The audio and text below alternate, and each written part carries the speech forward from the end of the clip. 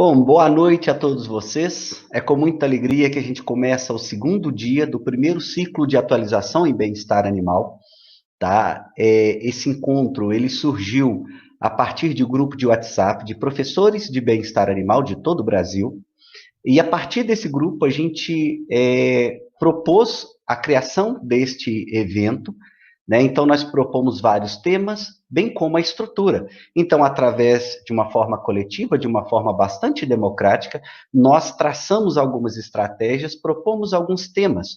E, a partir disso, nós criamos, né, uma comissão que tratou mais especificamente sobre os temas, sobre como seria esse evento, tá?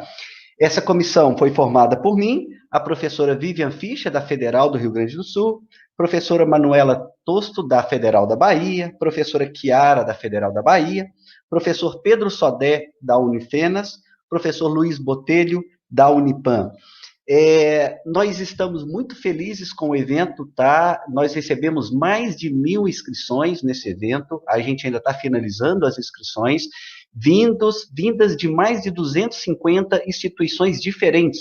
Então, a gente fica muito feliz, tá, de poder contar com tanta diversidade. E essa diversidade também vocês estão percebendo que está sendo replicada em vários temas diferentes, com pessoas muito diferentes, com visões diferentes sobre esse assunto tão importante que é o bem-estar animal. Então, gostaria de dar novamente a boa noite a todos vocês e desejar aí um ótimo evento, ótimas palestras para todos. Gostaria então de passar a palavra para minha colega Manuela para fazer a mediação da primeira palestra. Muito obrigado. Boa noite pessoal, bem-vindos ao primeiro ciclo de atualização em bem-estar animal. É um prazer tê-los aqui com a gente e eu gostaria hoje de parabenizar os veterinários, hoje é o dia do veterinário, parabenizar pela profissão, bela profissão, e hoje vamos estar com um veterinário, doutor, né, em Ciência Animal pela Universidade Federal de Minas Gerais e graduação em Medicina Veterinária, também pela Universidade Federal de Minas. Ele é pesquisador da Embrapa Gado de Leite. O Luiz Gustavo Pereira, nosso colega, e ele vai falar hoje sobre os novos sistemas de produção animal, considerando o bem-estar. Eu gostaria de agradecer imensamente a presença do Luiz e passar a palavra para ele.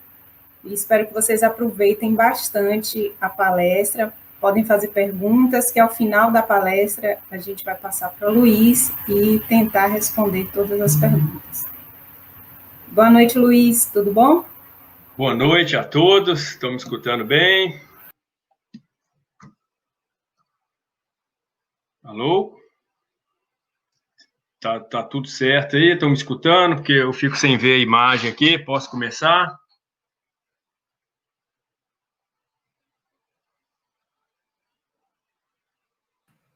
Tudo certinho, viu, Luiz? Pode começar quando quiser. Então tá bom. Então, começando de novo aqui, boa noite para todo mundo. É uma satisfação. Queria agradecer o convite da Manu, dos colegas aí, rever a professora Vivian, Pedro, uma turma forte aí que, né, dá direção a essa nova demanda aí de bem-estar que não tem mais volta. Então, eu fico muito honrado, né? Eu não sou um pesquisador da área de bem-estar animal, mas tenho atuado aí com muitos dos professores envolvidos e cada dia mais bem-estar está dentro das nossas pesquisas aí e dos nossos anseios, né, que estejam cada vez mais no sistema de produção.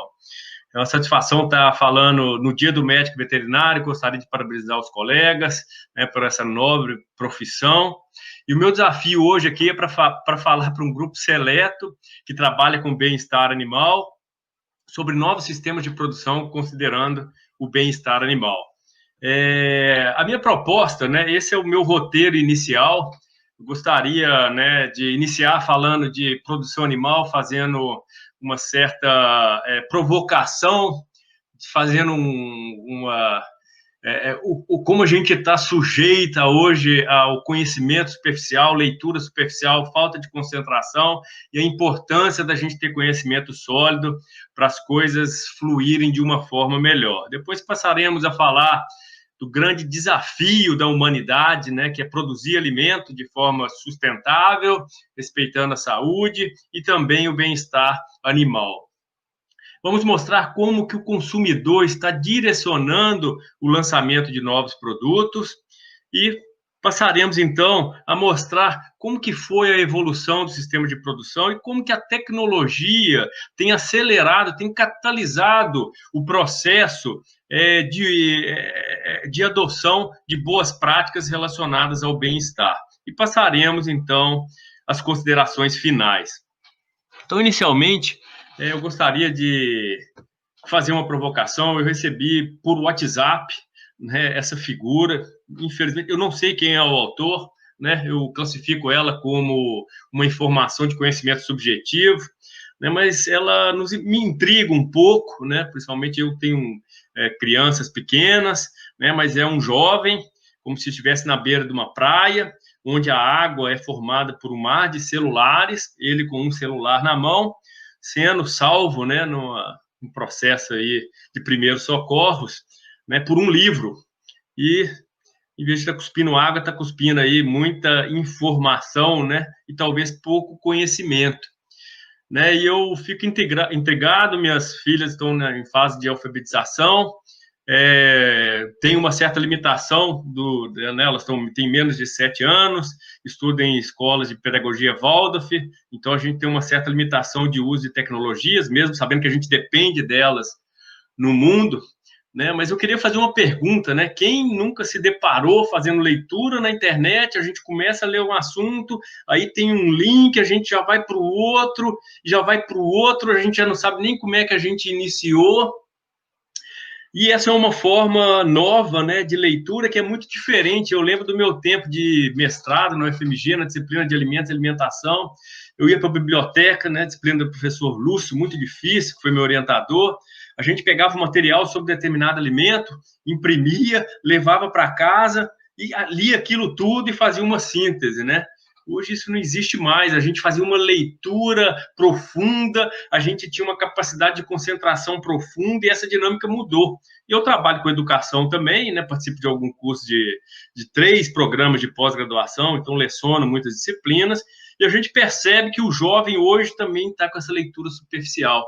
E eu me enquadro dentro dessa história que eu estou contando para dizer que a gente perdeu, né? Eu perdi desde o meu tempo do mestrado até hoje, um pouco da capacidade de concentração de leitura profunda, que são mudanças, né, que a gente tem que trabalhar para que elas sejam positivas. Mas isso é preocupante, né, à medida que a gente sai para jantar e vê que os pais querem sossego e está com o celular na mão de uma criança. Então, se isso aconteceu com a gente perde uma certa capacidade de concentração, de leitura e de formação de conhecimento objetivo, de conhecimento sólido, né? Eu fico muito preocupado, né? Nós perdemos e muitas vezes nós não estamos dando a oportunidade de nossas crianças desenvolverem o hábito de concentração. E eu acho que a gente tem já reflexos, né, em eleições em alguns países, que vem muito dessa informação superficial, ou seja, muitas vezes o desconhecimento, direcionamento, as informações elas são direcionadas por grupo, acho que é grupo de WhatsApp, né, uma arma, e dependendo do grupo que você participa, vira sua ideia de uma hora para outra. Então, eu queria deixar aqui uma provocação, né? Cuidado, né? A gente está perdendo a concentração e não estamos deixando a oportunidade dos nossos filhos desenvolver esse hábito de concentração. E aí, onde que eu estou querendo chegar? São 3 figuras fortes aí, né? Xuxa apresenta imagens chocantes captadas, né? Acho que todo mundo que trabalha com bem-estar viu esse vídeo mostrando cenas repugnantes, né, de manejo feito numa suinocultura, né? Recentemente, o Joaquim Fênix, que ganhou o prêmio de melhor ator em Hollywood, né, fazendo grande campanha, recuperando bezerros em em Matador, mostrando cenas também repugnantes da avicultura. E para fechar, a Anitta defendendo o menor consumo de carne, né? Ela, inclusive, inicia falando que estudou muito para participar dessa live no canal UOL, né? E menciona, inclusive, que o peido da vaca é muito poluente. Então, acho que são exemplos, né? A gente está num país que produz proteína animal para o mundo, né? Será que essa é uma realidade que a gente pode generalizar? A gente viu ontem a história que o professor Irã contou dos últimos 12 anos, onde a gente teve um grande avanço em bem-estar animal, e o mundo não quer mais consumir o ovo de uma galinha que está em condições deploráveis, embora a gente tenha certeza que existe, que a gente ainda possa melhorar muito, né? Assisti a palestra dos dois advogados, né? Fiquei satisfeito de ver a legislação, né? O conceito de animalista, até me interessei aqui para entender o que era um animalista, né? Eu acho que todo zootecnista, todo mundo que produz proteína animal, vou até ler aqui, animalista é uma pessoa que age em defesa dos animais, advogando medidas de salvaguarda e de seu bem-estar e liberdade, opondo-se a atividades que encontram algum tipo de sofrimento ou exploração animal. Não faz mais sentido a gente produzir alimento, né, com esse tipo de exploração. Então, esse conceito animalista, ele deve estar, né, permeando também, de uma forma bem racional, do profissional de ciências agrárias, né, porque a gente precisa produzir um alimento que não esteja atrelado a esse tipo de comportamento, que eu prefiro acreditar que é uma exceção e que a gente tem observado uma grande evolução, principalmente nos últimos 10 anos, né? Atualmente eu estou num programa cientista visitante aqui na Universidade de Madison, né? Tenho contato com pessoas do mundo inteiro e vejo o quão importante é essa área. Quantas vagas nas universidades americanas estão sendo criadas para a área de tecnologia e de bem-estar animal. Isso está acontecendo no Brasil e eu acho que de forma muito clara o professor Irã nos mostrou isso, né? E é muito bacana ver um evento multi-institucional, né, com pessoas oriundas desses grupos, muitos deles do professor Irã, né, conseguirem fazer um evento com 1.000 pessoas do tema específico sobre isso. Então, é uma satisfação estar participando desse evento. E eu, como pesquisador, me baseio em artigos científicos, né? Estou mostrando essas histórias de vídeo do YouTube, de informação de internet, que eu estou considerando aqui como informação superficial. Mas mostra um trabalho publicado, né, em um periódico do grupo Nature, onde foi feita uma avaliação com pessoas que não, né, sobre o consumo de alimentos geneticamente modificados. E esse artigo inicia falando que existe um consenso de aproximadamente 75% dos pesquisadores que esse tipo de alimento traz mais benefícios do que malefícios. Eu não estou entrando no mérito da questão. Esse trabalho é interessante, eu acho que ele, né, gostaria de fazer uma provocação, que a gente precisa desse tipo de estudo também, né, eu desconheço, não é minha área, tomara que já exista, né, que seja feito na parte de bem-estar também. Mas esse artigo é interessante, que ele nos mostra que as pessoas extremistas, ou seja, aqueles que jamais que defendem, que atacam os animais geneticamente modificados, eles foram avaliados numa prova de conhecimento e são os que menos têm conhecimento sólido, né? E são, em contrapartida, os que mais têm acesso ao comportamento não sólido, ou seja, eles têm um viés de interpretação. Ele recebe uma mensagem do WhatsApp falando que o geneticamente modificado é um problema, e ele participa de um grupo que só tem esse tipo de informação, e ele se sente o dono, né? Se sente o dono da verdade. Essa é uma realidade, um artigo num periódico indexado aí, né, do fator de impacto 12, mostrando esse viés, né? Então, é diferente a gente ver um vídeo da Xuxa, a Anitta falando para deixar de comer carne, e a gente ter esse tipo de artigo que nos mostra que a gente, como profissionais, precisamos passar o conhecimento sólido, mostrando que não faz mais sentido a gente produzir sem bem-estar animal, sem respeitar o meio ambiente, né, dentro do conceito de One Health, que já foi abordado ontem pelo professor Irã. Então, começamos, né? Fiz essa primeira provocação, passo ao segundo tópico da minha palestra, que é falar um pouco sobre produção de alimento, e o profissional da área de ciências agrárias é peça-chave dentro desse que é considerado o maior desafio da humanidade, né? Como alimentaremos uma população crescente, respeitando o meio ambiente, saúde e bem-estar animal. Então, o desafio é alimentar. Hoje somos 7,6 bilhões de pessoas. Não é só, a população não está só crescendo, mas mudando o hábito de consumo. Esse crescimento ele é concentrado. Estima-se que em 2067, 50% da população mundial vai estar vivendo em apenas 10 países do mundo. Eles estão listados, e entre esses 10 países, o Brasil está no meio.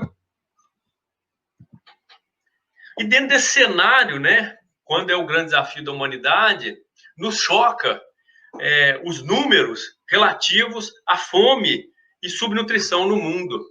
Atualmente, 800 milhões de pessoas sofrem, né, estão em processo de fome, e 650 milhões ainda serão subnutridos até o ano de 2030, né? Esses são slides aí que a Vanessa Carvalho, a Vanessa Teixeira me passou, queria agradecer. E dentro desse desafio, os países localizados no cinturão tropical, capitaneados principalmente pelo Brasil, quem detém a maior parte da tecnologia de produção dentro desse cinturão, tem um papel importantíssimo, é um grande player para produzir alimento para o mundo. O mundo dependerá cada vez mais da produção de alimentos, seja no cinturão tropical africano, seja no cinturão tropical latino. E a repercussão disso é que o PIB do agronegócio de países com vocação agrícola dentro desse cinturão é muito representativo, né? O PIB do agronegócio brasileiro cresceu 3,81% em 2019. Né? Em tempos de pandemia, e é a atividade que está minimizando aí o desastre total, né? A participação do agronegócio na economia é de 21,4%, né? De 1,56 trilhões. E a pecuária, dentro desse cenário, cresceu expressivos 23,71%, conforme levantamentos do CPEA. Fazendo um resumo disso tudo, em 2050 precisaremos alimentar 9,7 bilhões de pessoas que terão um novo padrão de consumo. Isso terá como repercussão uma demanda de proteína animal em 2030 80% maior, 2050 200% maior.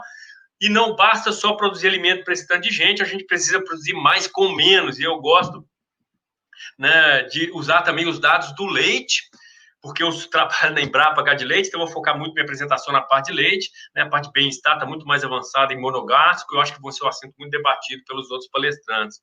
Mas o consumo anual mundial de produtos lácteos é de 87 quilos por pessoa, e em 2067 será de 119 por pessoa.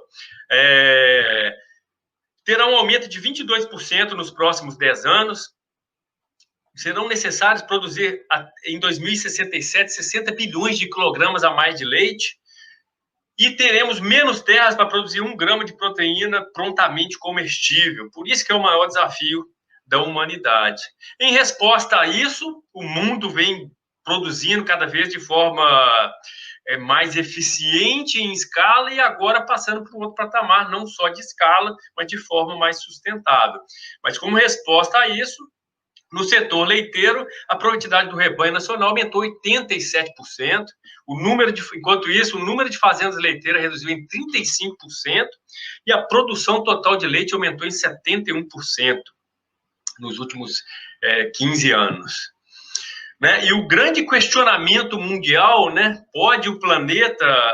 Poderá o planeta alimentar essa população? Né? O que a gente sabe é que até então a gente aprendeu a produzir e deixou algumas questões de lado. E estamos precisando melhorar questões de bem-estar, de meio ambiente. E esse é um dado clássico, antigo, que eu gosto de mostrar, é que o reflexo dessa produção intensiva, né, muitas vezes não sustentável, foram taxas de emissões 17 vezes maiores, taxa de extinção de 200%, que não são mais aceitáveis. E toda a ação gera uma reação. Precisávamos produzir alimento, conseguimos produzir alimento. Agora não basta mais só produzir alimento, tem que produzir alimento de uma forma mais eficiente. E aí eu gosto de usar um pouco o conceito de eficiência bioeconômica, né, do sistema de produção. Quando a gente vai comprar uma geladeira, a gente quer uma geladeira que resfrie bem, que não dê manutenção e que ela gaste pouca energia, né? É mais ou menos levando para esse contexto, dentro de uma fazenda, a gente quer uma fazenda que primeiro, e junto com os outros fatores, dê dinheiro, respeite questões sociais, trabalhistas, recursos hídricos, possibilite o uso de forma racional de energia, produção de alimentos, reciclagem, né? O segundo grande desafio da humanidade, que é a resistência aos antibióticos, vai ser a principal causa de morte em 2050, né? Está completamente relacionada ao nosso meio de produção de alimentos, é uma outra questão muito importante. E para fechar, a questão de bem-estar animal, que é o tema do evento de vocês. Né? Então, a gente precisa produzir mais e de forma melhor, a gente precisa ter eficiência bioeconômica nos nossos sistemas de produção. E isso, né, se encaixa muito bem o conceito de One Health. Gosto dessa figura aqui do CDC aqui dos Estados Unidos, né, que a gente tem pessoas que vão proteger, né, os companheiros, os próprios humanos, os animais, e as questões, né, a saúde humana, animal e do ambiente, né, para a gente ter a melhor forma de viver no mundo que seja, né, que seja sustentável. E dentro do cenário de pandemia, né, a gente não pode esquecer esses números, né, da OIE, que mostram que 60% das doenças infecciosas, né, são zoonóticas, que até 75% das infecções emergentes em humanos, incluindo ebola, AIDS, são de origem animal, que 5 novas doenças aparecem por ano, e dessas 5, 3 são de origem animal. E que 80% dos agentes usados, né, que tem potencial de ser utilizados em bioterrorismo, são patógenos zoonóticos também. Então, esses são desafios, e a gente, né, precisa estar atento a eles. E dentro desse cenário, isso vem guiando o nosso consumidor, vem direcionando produtos, e eu gosto de mostrar 3 pilares principais dentro desse direcionamento. Primeiro, vida saudável, né? Vida saudável das pessoas, alimento saudável, nesse sentido. Sistemas sustentáveis, principalmente relacionados a questões de pegada hídrica e pegada de carbono, embora seja um conceito, a saúde ambiental muito mais amplo, e questões de bem-estar animal. E em resposta a esse direcionamento do consumidor, né, o Brasil é um grande produtor de proteína animal, e é interessante, né, a gente vai ver aí, eu peguei como exemplo aí a Seara, uma empresa com atuação muito grande no país, ela está disponível uma linha de produtos incríveis, né? Assim, primeiro, eu acho que incrível é a carne e o leite, né, que está todo mundo imitando. Então, são produtos quase incríveis, né, que estão sendo pesquisados, estão cada vez dias mais disponíveis, e eu não tenho dúvida que para aumentar essa população nós vamos precisar de muito mais fonte de alimento do que a gente tem hoje. Hoje, quando a gente vai fazer uma compra pela internet, já aparece o selo lá que o produto é de base de planta. As escolas públicas americanas, alimentação é vegetariana, minhas filhas estão estudando em escola pública americana, a gente tem a opção de comprar alimentos livre de glúten, geneticamente modificado, e alimentos veganos, vegetarianos, e daí por diante. Né? As principais redes já existem produtos vegetais. Aqui nos supermercados a gente tem os produtos leite orgânico junto com bebidas de leite. Interessante, a Seara, um dos maiores produtores empresa de produção de proteína animal no planeta, ela também tem um produto vegetal. Aqui nos Estados Unidos, o maior produtor de leite, né, as maiores empresas que produzem leite na Califórnia são também quem produzem a maior quantidade de leite de bebidas vegetais. Então, isso, toda ação tem uma reação, eu gosto de usar muito esse termo, a gente está vendo aí a resposta a esse direcionamento dos produtores. E me preocupa, acho que foi até comentado no final das palestras de ontem, recebi do André, da Universidade Federal do Mato Grosso, em Sinop, né, me mandou essa reportagem, já tinha recebido de outras fontes, fiz um print aqui, né, uma reportagem na BBC do Brasil, BBC no Brasil, o leite de vaca feito sem vacas, onde já foi falado da carne artificial. Então, me chama a atenção aqui que essas empresas estão desenvolvendo, acredito muito, eu acho que tem que ter pesquisa, né, tem participado em grupos de discussão sobre esse assunto, e nesse texto eu pus 2 trechos aqui que eu selecionei. A entrevista é escrita pelo estrategista-chefe da empresa que está propõe produzir esse leite de laboratório, e tirei 2 parágrafos. A indústria de laticínios que conhecemos hoje é, na minha opinião, ambientalmente insustentável, tudo bem, na opinião dele. Segundo, né, já vimos outras empresas fazerem algo muito semelhante com a carne, e os consumidores estão cada vez mais pressionados por produtos livres de crueldade, né? Eu ainda acho que crueldade ela é uma exceção dentro dos sistemas de produção moderno, e é exceção mesmo, né? E me preocupa, né? Nós estamos falando de um alimento por multiplicação celular, né? Eu que pesquiso leite, eu não estou falando que multiplicação celular é como se fosse um câncer, é o leite do câncer, né? Não é por aí, não é atacando, a gente sabe que a gente precisa evoluir, mas temos evoluído muito e estamos produzindo de forma sustentável os alimentos de origem de produto animal. Então, não vejo por aí o caminho, né, seja da carne sintética e seja da carne do leite sintético. A gente tem alimentos de origem de proteína animal produzida de forma sustentável. E eu vou mostrar isso um pouco mais para frente, com base em ciência. Em contrapartida, essas são áreas que estão iniciando ainda e que precisam de muita pesquisa. E minha recomendação é que não seja atacando o que existe. Né? A gente está consciente que precisa melhorar e tem melhorado muita coisa. Acho que o professor Irã deixou isso bem claro na palestra de abertura. E existe muita informação. Muitas vezes a gente pode produzir no laboratório, mas os dados iniciais de pesquisa mostram que a densidade nutricional dos alimentos de origem animal, elas são vitais. Selecionei um artigo aqui ao acaso, existem muitos, um trabalho publicado no Journal of Nutrition da Europa, que mostra que crianças britânicas consumidores de iogurte, eles consomem dieta de melhor qualidade, menor pressão arterial e menor concentração de hemoglobina glicada. A gente vê aí recomendações de médicos, pessoas vegetarianas precisam ter um suporte, suplementação de vitamina B12. Então, existem opções e a gente precisa estar amparado em conhecimento sólido e não de WhatsApp e de Facebook. Tá? Então, a gente sabe da importância e da densidade nutricional dos alimentos de origem animal. Nós ainda dependemos, e acredito que dependeremos, né, pelo resto da existência da humanidade, das proteínas de origem animal. Eu posso ter minha opinião. Quanto a questões sustentáveis, eu queria dedicar essa parte da palestra a um menino, meu amigo, meu vizinho, o Guilherme, filho da professora Emília, da Universidade Federal de Juiz de Fora, que está brigando com a professora, que está falando que a vaca está soltando pum, fazendo efeito de estufa e acabando com o planeta. Nós precisamos de mudar isso. E me deixa muito feliz, Gui, meu amigo, de ver a sua preocupação. E eu vou te mostrar alguns dados que a gente tem desenvolvido na Embrapa e alguns dados da literatura internacional mostrando que a pecuária ela pode ser um grande prestador de serviço ambiental. E a gente precisa quebrar um pouco esses paradigmas. E aí eu mostro aqui uma série de produtos, um leite no Reino Unido mostrando pegada de carbono, um leite mineiro considerado carbono neutro. Recentemente, coisa de menos de um mês, a marca Viva da Marfrig, em parceria com a Embrapa, com o selo carne carbono neutro. Então, o consumidor está direcionando o lançamento de novos produtos.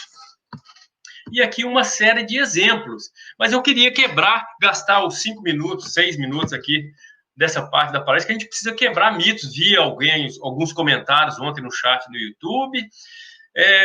Esse é um exemplo que é fácil de achar na internet, né, como o questionamento lá na escola do Gui, em que o pum da vaca está destruindo o planeta, o quanto isso é verde. né? E eu queria mostrar alguns dados de pesquisa científica brasileira, da Embrapa e parceiro das universidades, do Centro de Pesquisas Nacionais, mostrando, essa é uma publicação, uma revista importante da área de sustentabilidade agrícola, em que mostra como que a intensificação da produção de alimentos no Brasil contribui com a mitigação de gases. Um trabalho, né, que o colega, meu xará Barione, aí participou, um grande amigo, e eles deixam claro que nós estamos, né, nós somos o primeiro país em desenvolvimento a propor corte de emissão. Nós estamos exportando, nós tínhamos que fazer isso, e estamos fazendo isso. A gente tem uma proposta de reduzir 37% até 2025, e 43% até 2030. Nós temos uma legislação que exige a preservação de 80%, né, de sistema de produção na Amazônia. Então, nós temos, sim, um certo respaldo político para produzir de forma sustentável, né? E entre essas práticas tinha uma meta de implantação de integração lavoura, pecuária, floresta. Já atingimos metas previstas muito antes do tempo. Então, nesse trabalho, os colegas mostram, né, aqui uma diferença, esse espaço verde com a adoção de práticas conservacionistas desenvolvidas para condições tropicais, o quão estamos conseguindo minimizar a emissão de gás de efeito estufa. Então, esse é um primeiro dado que eu gostaria de mostrar. E quanto ao metano entérico, Gui, essa vai para você. Ele representa aí entre 5% e 6% das emissões antropogênicas. Os ruminantes, eles alimentam de capim, que faz fotossíntese, alimento fibroso. Então, ela é uma espécie-chave para produzir alimento para a humanidade. A leite e a carne são alimentos de elevada densidade nutricional. E, mais recentemente, um grupo de pesquisadores europeu mostrou que a fórmula de cálculo, que a meia-vida do metano na atmosfera, ele não faz com que esse gás se acumule. E o metano está recebendo uma culpa muito grande. Então, né, dando base para esses argumentos, pregando do IPCC, que é uma referência no que se diz respeito a gases de efeito estufa, o metano ele representa 15% dos gases de efeito estufa e das fontes antropogênicas de metano, 22%, fazendo uma conta 3,3%. Então, a Anitta está preocupada, né, em não comer carne, né? A gente tem que estar preocupado em fazer uma nutrição adequada. Né? Quem comer muita carne vai ter uma ingestão de alta densidade energética. Né? Então, o equilíbrio aí, ele é muito importante. Mas, primeiro argumento, 3%, né? A gente parece que está recebendo a culpa total. Estamos perdendo, né? Temos em mãos os ruminantes como espécie que mais emprega no planeta. Maior número de propriedades, né, que dependem de animais para sobreviver, número de empregos gerados, número de alimento, de nutrientes gerados para a humanidade, e alimentos que, como eu já mencionei, né, animais que se alimentam de alimentos fibrosos, não competindo com a alimentação humana. Então, para relembrar aí do tempo de nutrição, o ruminante, ele alimenta. No rumen, a gente tem uma comunidade de micro-organismos que vai fazer a fermentação, que vai garantir a multiplicação, e a principal fonte de proteína dos bovinos é a proteína microbiana. E como produto também, nós temos o dióxido de carbono e o hidrogênio. O hidrogênio bagunça tudo e ele precisa ser eliminado de uma certa forma. Graças a Deus, existe um grupo de micro-organismos, as árqueas, que vão fazer um processo chamado metanogênese, permitindo que esse processo funcione e que o animal consiga transformar a celulose em leite, em proteína, em carne, né, em proteína e energia.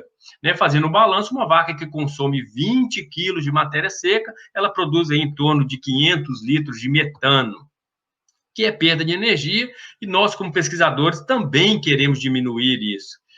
Mas quando a gente considera, se a gente for fazer uma comparação dos ruminantes com as outras espécies, o que a gente fornece de energia e proteína para ele produzir leite e carne, quando a gente computa no índice para comparar de forma justa as espécies, são muito importantes para suprir o alimento para a humanidade.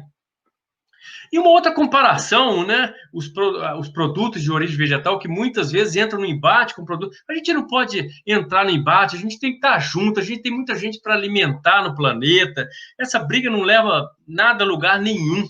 Mas fazendo uma comparação do leite, vou me ater aqui às bebidas vegetais, porque não faz sentido comparar com refrigerante. Refrigerante não tem nutriente. Né? Ele causa problema de saúde pública, ele desbalanceia a dieta. Né? Tem países que têm maior consumo de refrigerante, né, como na América Central, é muito comum, o maior consumo de refrigerante é do que leite. Então, é um problema social que eu vou me ater aqui às bebidas de soja.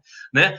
Para produzir 1 litro de soja, se emite menos gás de efeito estufa, mas computando a densidade nutricional desse alimento, o leite é superior.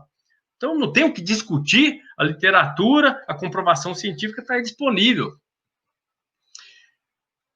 E, para finalizar, esse é o trabalho que eu comentei, que vem mudando o conceito na interpretação das avaliações de ciclo de vida, que o metano ele foi sempre tido como um gás que se acumula.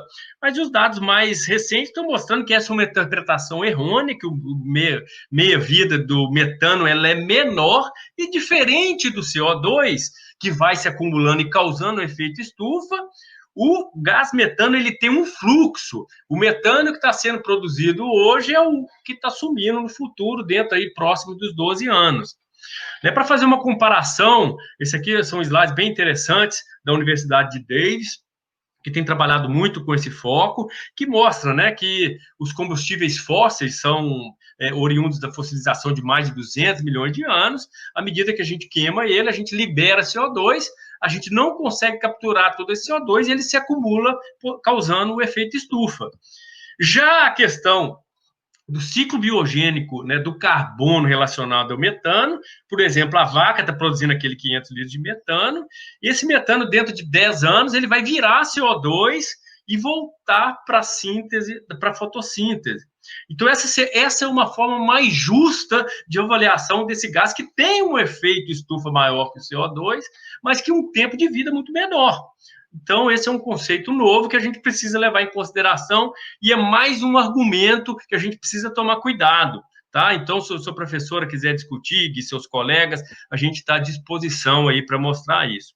E, para finalizar, um trabalho que a gente realizou em fazendas leiteiras em Minas Gerais, em que a gente mostra o balanço de carbono. A gente prova nessas 2 fazendas, que não são as mais tecnificadas do país, que a gente tem um balanço positivo, ou seja, essa fazenda ela está fixando mais carbono do que emitindo, e está produzindo leite, um dos alimentos mais completos que a gente tem disponíveis para a humanidade. Né? Então, eu acho que eu não vou discutir mais sobre esse assunto. E a gente tem tecnologia, a gente tem programa de melhoramento. Para vocês terem uma ideia, o que aconteceu com o programa de melhoramento do Girolando, por exemplo, a produção de leite das vacas avaliadas no programa de melhoramento, que começou em 2000, subiu em 60%. Com isso, a intensidade de emissão de metano desses animais, ou seja, a tecnologia que a gente já tem, que é uma genética avançada, ela possibilita uma redução na intensidade de emissão de 40%. No giro, esses números ainda são mais expressivos. O aumento da produção foi de 52%. O programa é mais antigo, ele iniciou em 93%. Então, a redução na intensidade de emissão foi de 69%. Não existe no planeta alguma estratégia de manejo ou nutricional, né, capaz de reduzir a intensidade em mais de 30%.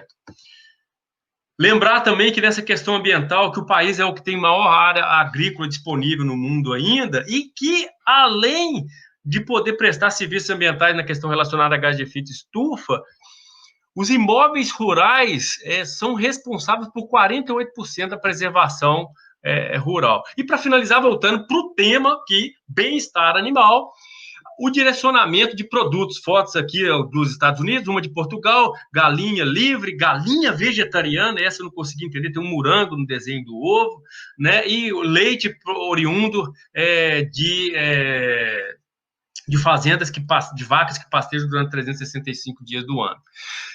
E toda ação tem uma reação, esses produtos estão disponíveis, e no Brasil a gente já tem certificações de fazenda também, coloquei um selo aqui como para a questão ambiental, uma certificação para a questão de bem-estar animal no Brasil, vi que o professor Irã mostrou isso ontem também. Então, é simples, se a gente voltar nas aulas de fisiologia, como é que funciona o estresse? A gente tem um fator estressante que vai desencadear um processo fisiológico que vai aumentar a adrenalina, cortisol, e o reflexo disso, né, a gente não tendo bem-estar, vai ter estresse, vai ter menos leite, baixo desempenho, doença e menos lucro. Então, o produtor precisa de bem-estar para ter rentabilidade.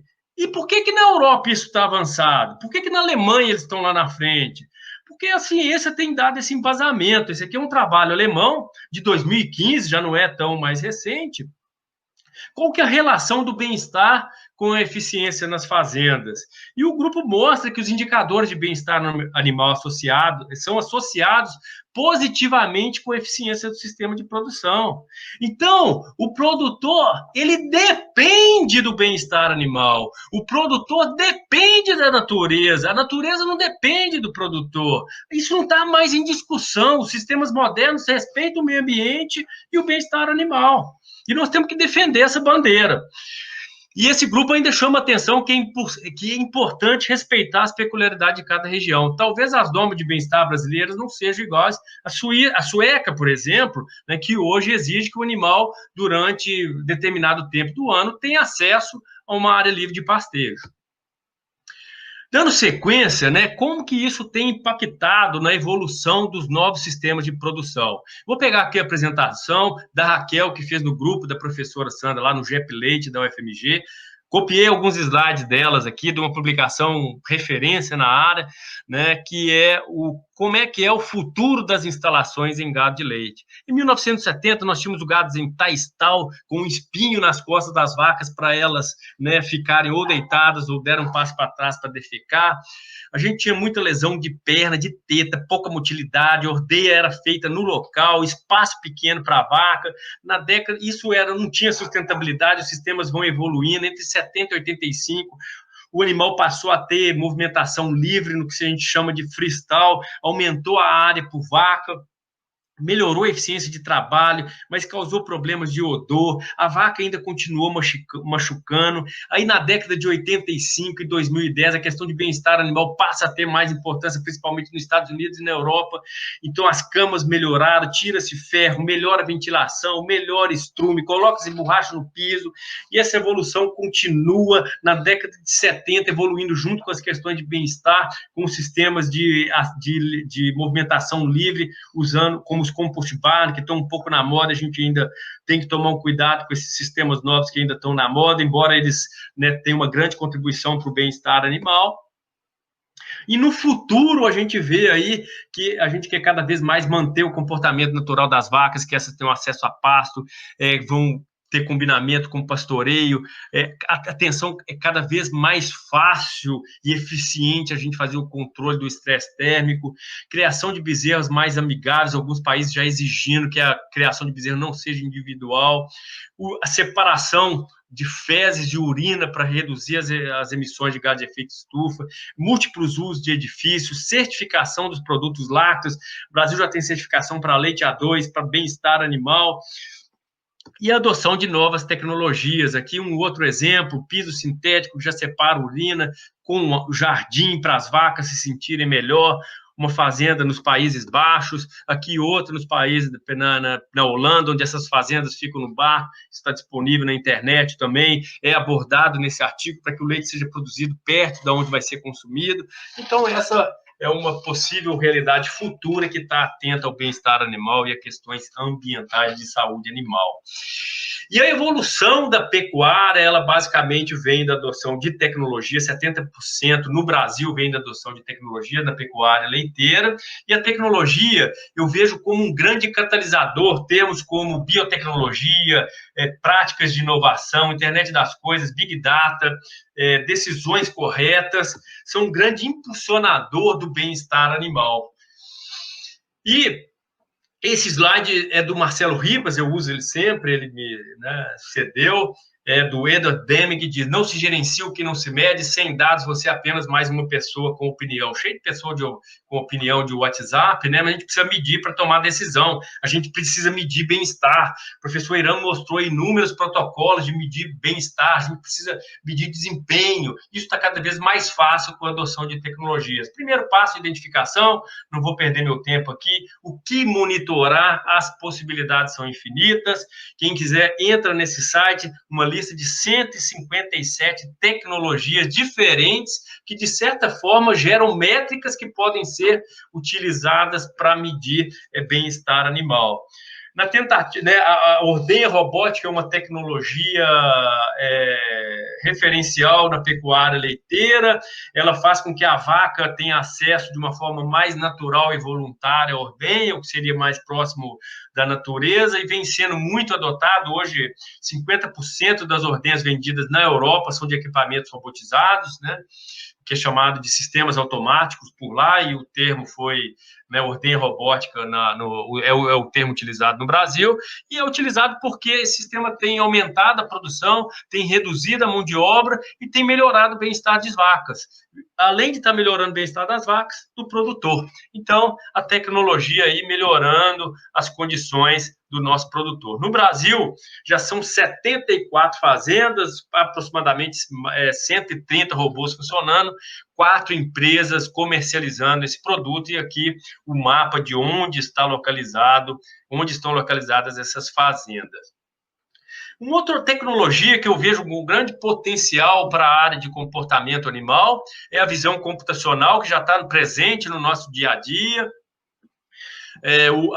O Brasil tem algumas pesquisas de referência e pioneiros, como o trabalho do XOT da UFV, mostrando a possibilidade de medir condição de score corporal por imagem 3D, e eu estou aqui trabalhando com o grupo do professor João Dória, na Universidade de Wisconsin, que é um grupo também referência em trabalhos de imagem, não só na pecuária de leite, de corte para monogástricos, né? A gente tem aqui o uso de imagens 3D, a mesma do videogame, do Kinetic, e de 2D, essa que é a foto do celular.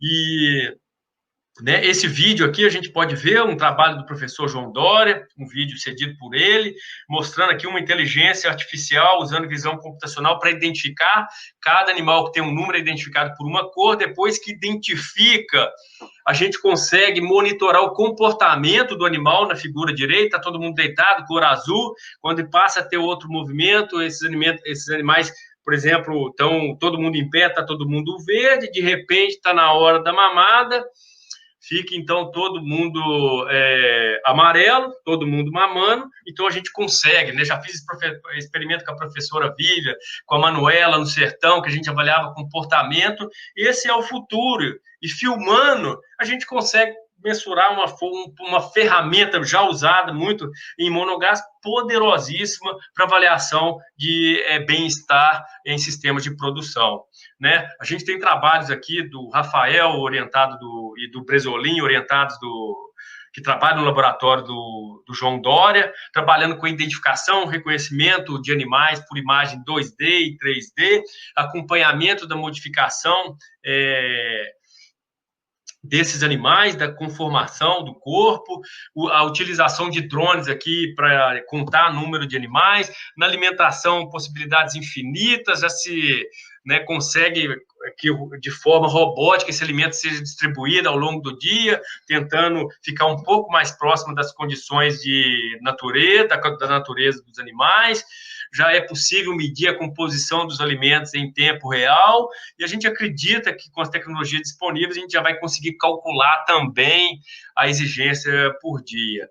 As técnicas de espectroscopia, a mesma que quando a gente manda uma amostra de leite para um laboratório, já gerando outras informações. Uma referência recente saiu foi disponibilizada online na última semana aí, sobre a utilização do espectro, esses mesmos dados gerados para avaliar a proteína e gordura do leite, eles podem gerar uma série de outras informações, como cetose, que podem ser aí utilizados como indicativo de bem-estar animal.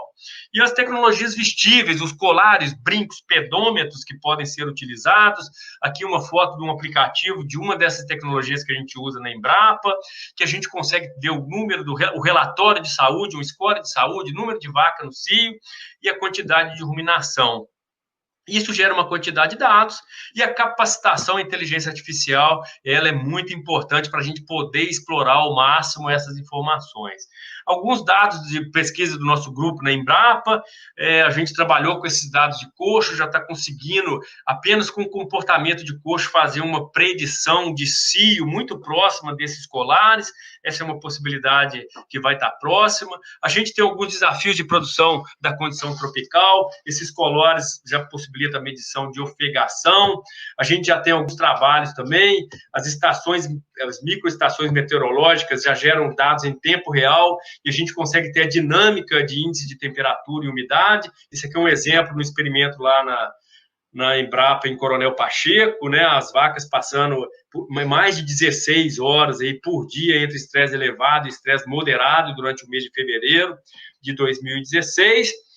Né, a gente acha que o girolando é adaptado às condições tropicais, um trabalho recentemente publicado na Livestock Science pelo nosso grupo, mostrando, a gente induziu o estresse calórico em animais, mostramos aí uma redução em animais secos, né, de menor exigência, girolanda, uma redução aí de 120 animais, que possivelmente transformando isso em leite aí, e para um rebanho de 100 vacas, né, dá uma economia aí de R$360 por dia.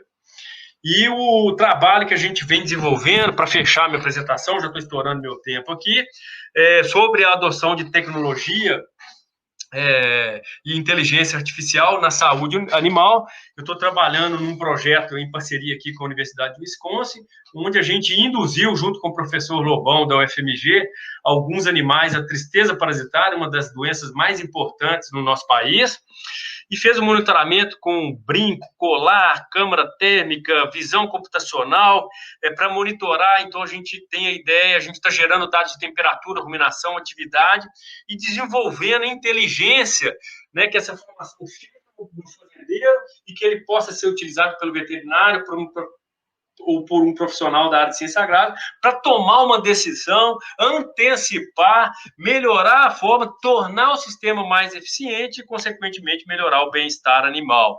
E alguns dados preliminares, usando o dado de um colar da Allflex, a gente gerou esses dados. Aqui a gente observa o que aconteceu com a ruminação nesse gráfico, né, no dia da doença. Essa parte mais baixa aqui é o dia que o animal ficou doente. A gente conseguiu predizer aí com uma acurácia, precisão bem boa, com 2 dias de antecedência, um valor de hematócrito aí seguro ainda para esse animal ser tratado e recuperado. Então, mostrando como é que essas perspectivas vão ser importantes no futuro. Resumindo, o que a gente quer é que a vaca, né, mande um Twitter aí que a gente toma uma decisão. As possibilidades de tecnologia são infinitas, mas a mais importante é o ser humano com capacidade de mudar as coisas, de tomar a decisão. Essa é a tecnologia, que tem outras tecnologias auxiliares que são meio para transformar o nosso sistema de produção e, consequentemente, melhorar o bem-estar animal, humano e do meio ambiente. Então, como considerações finais, eu gostaria de deixar alguns recados. Primeiro, nós temos um grande desafio, né, quebrar essas informações equivocadas dos sistemas de produção animal. A gente sabe dos problemas, mas a gente tem também muita coisa boa para mostrar e comprovar. E o mais importante, cada vez mais, com comprovação científica, né, e a consolidação desse grupo de bem-estar animal no Brasil, e esse evento, para mim, é um reflexo disso. Então, existe o desafio de gerar e divulgar de forma transparente e amplamente o conhecimento sólido com base científica sobre a sustentabilidade dos alimentos de origem animal. Incluo nesse meio a questão bem-estar animal.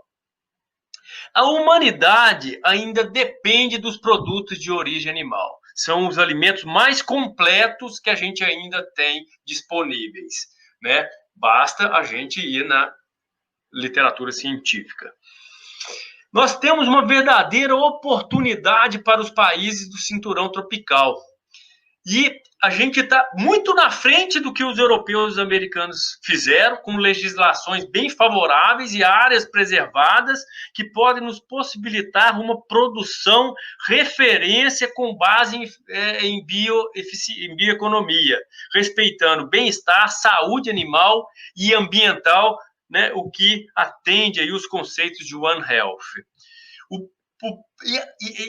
Na questão de bem-estar, a gente tem que deixar claro para o mundo que o nosso produtor depende do bem-estar e da natureza para produzir de forma eficiente e para se manter na atividade.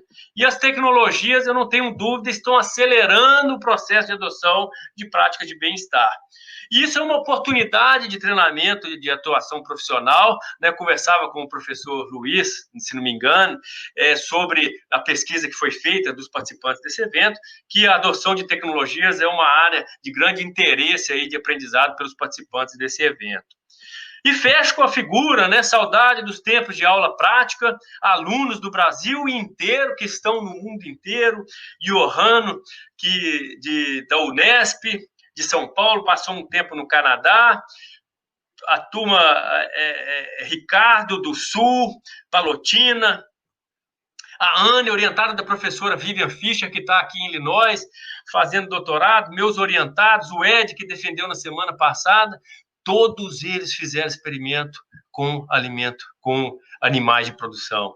Passaram por comitê de ética, tinham cuidado em gerar um dado, né? Muitas vezes a gente teve que ter um sacrifício controlado para gerar informação científica sólida, e a gente tem que basear nisso.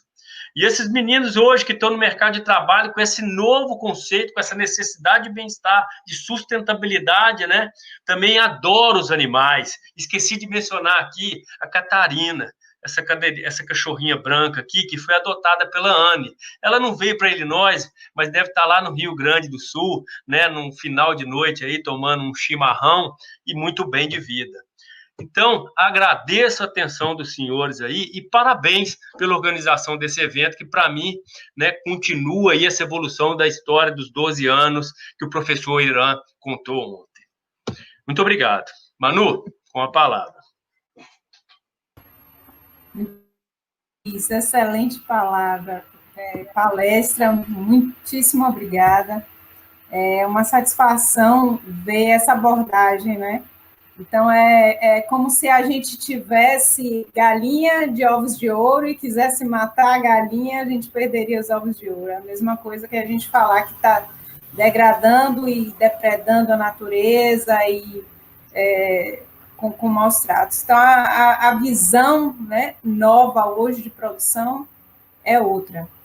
A gente teve um mundo de perguntas, eu não sei nem se a gente consegue responder a todas, eu te mandei aí as perguntas, mas eu vou fazer aqui ao vivo. Eu quero agradecer a sua participação, muito boa. E a primeira pergunta que a gente não tem o nome de quem perguntou, mas fala o seguinte: frequentemente se vê leigos dizendo que leite é um alimento nutricionalmente terrível, onde as vacas são constantemente abusadas e forçadas a superproduzir leite sem necessidade para os humanos, enquanto outros animais não buscam leite durante a fase adulta e muito menos de outras espécies. Além disso, citam que o desmame é uma prática cruel com os bezerros e as vacas. E como é que podemos desmistificar essas falas como médico veterinário e que tem sido feito para mudar essa perspectiva?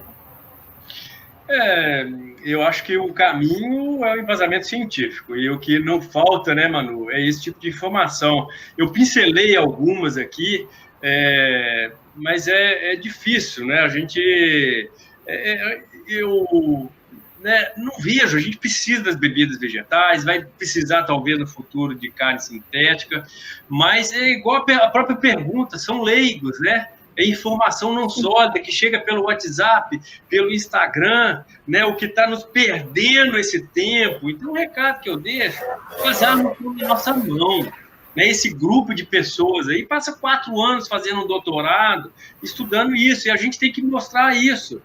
Os grupos, muitas vezes, por exemplo, de laboratório, são muito mais organizados, eles conseguem se organizar. A gente precisa ter uma organização, acho que o professor Irã mostrou isso, outros palestrantes vão mostrar. Os dados científicos mostram diferente. Agora, se a gente ficar ouvindo leigo, a gente vai ouvir esse tipo de informação. E médicos renomados, né? Muitas vezes, quer dizer, não diria renomados, mas médicos populares, né? Falam sobre isso, a gente sabe disso. Mas isso aí é um assunto, uma palestra longa aí, e esses são alimentos de altíssima densidade nutricional, com grande capacidade, né, eu lembro do seu experimento, Manu, a gente trabalhou junto no sertão, como é que os cabritos chegaram, né, com carrapato? Você lembra? E como é que eles saíram?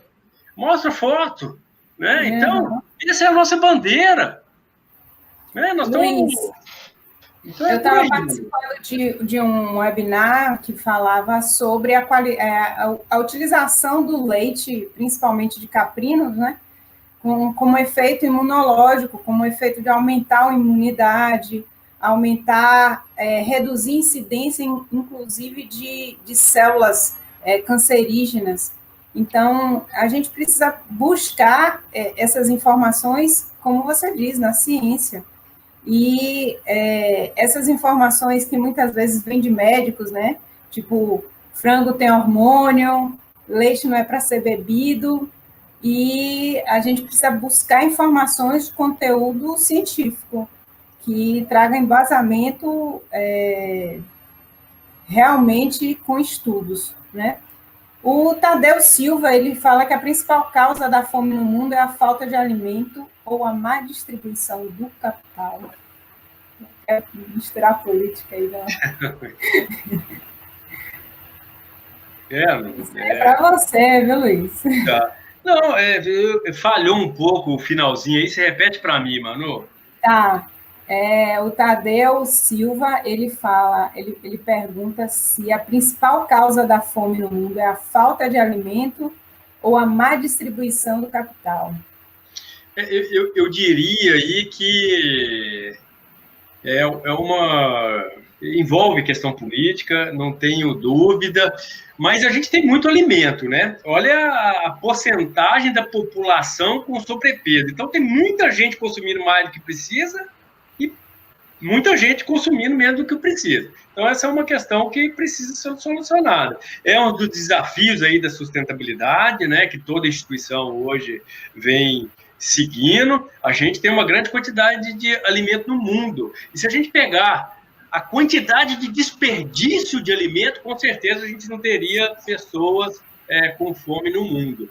Então, a gente tem diferentes razões em diferentes países. É difícil generalizar, mas capacidade e tecnologia para produzir alimento no mundo inteiro a gente tem.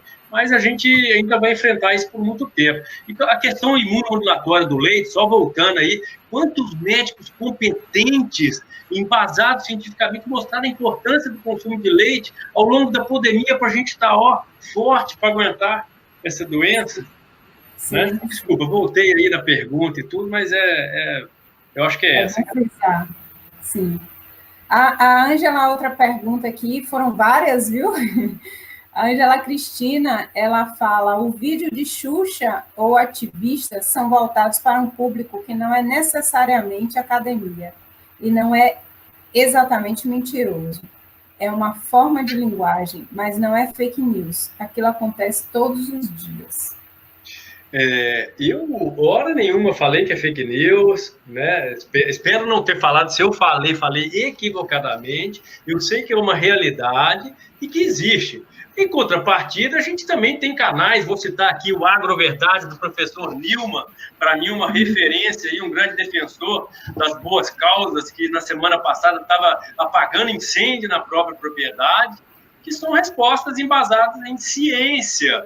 Eu estou dizendo que muitas vezes essas informações são colocadas de uma forma direcionada e que a gente precisa desmistificar. E esses vídeos são importantes e nos dão força, né? Depois passei do meu tempo aqui mostrando aonde a gente pode chegar e onde a gente precisa chegar, tá? Então, coloco isso e queria deixar isso bem claro. Não falei que são fake, eu discordo de muitas coisas, o que eu falo é que muitas vezes aquilo é colocado, não estou falando de qual vídeo, mas muitas vezes uma coisa que não pode ser generalizada é tido, né, de forma generalizada. Somente isso. Ok, obrigada, Luiz. Ainda outra pergunta do Tadeu Silva. O consumo per capita de proteína animal é homogêneo? Estados Unidos versus Libéria, por exemplo. Está perguntando se é homogêneo. O problema é a falta... Ele fala aqui o consumo, né, de proteína animal. Está perguntando se é homogêneo. E aí dá o exemplo dos Estados Unidos e Libéria. O problema é a falta de oferta à produção ou é a distribuição? Tá mais ou menos a mesma pergunta. Está muito relacionado à distribuição, né? Mas para quem já veio aqui, vê alguns hábitos de alimentação americano, a gente sabe que existe muito excesso, né? E muitas vezes, que eu mostrei até trabalho científico, né? Ontem eu até provoquei lá no final da discussão no chat do YouTube, na palestra dos advogados, que, né, falava-se da carne de laboratório. Imagina, ninguém quer comer carne de organismo geneticamente modificado e vai comer carne de laboratório.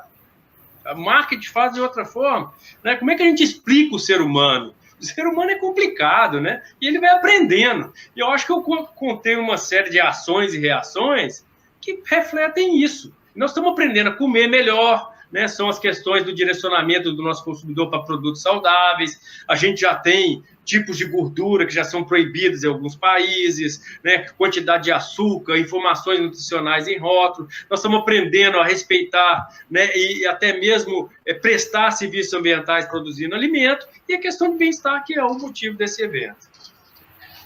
Sim, sim. A Ângela Cristina, ela fala que os produtos de origem animal são cada vez mais caros, não é para a população pobre.